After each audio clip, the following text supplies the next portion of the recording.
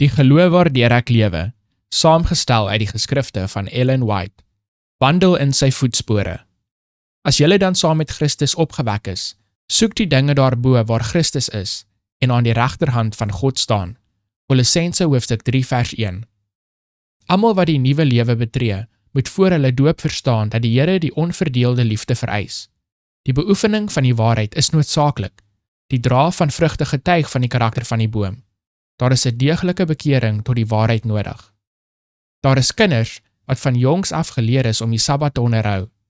Sommige van hulle is baie goeie kinders, getrou aan plig wat tydelik sake betref, maar hulle voel geen diep oortuiging van sonde en geen behoefte aan bekering van sonde nie.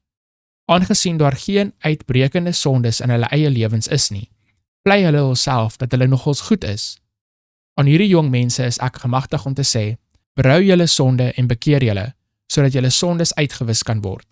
Daar word van julle vereis om julle te bekeer, te glo en gedoop te word.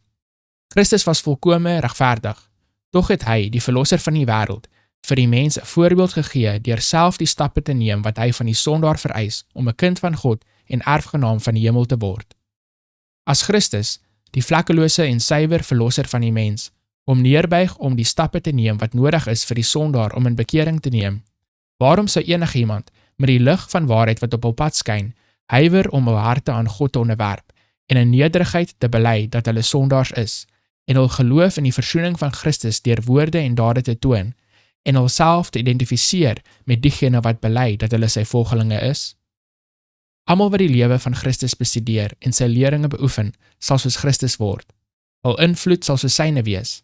Hulle sal 'n gesonde karakter openbaar. Terwyl hulle in die nederige pad van gehoorsaamheid wandel en die wil van God doen, oefen hulle 'n invloed uit wat die bevordering van die saak van God en die gesonde suiwerheid van sy werk bevorder.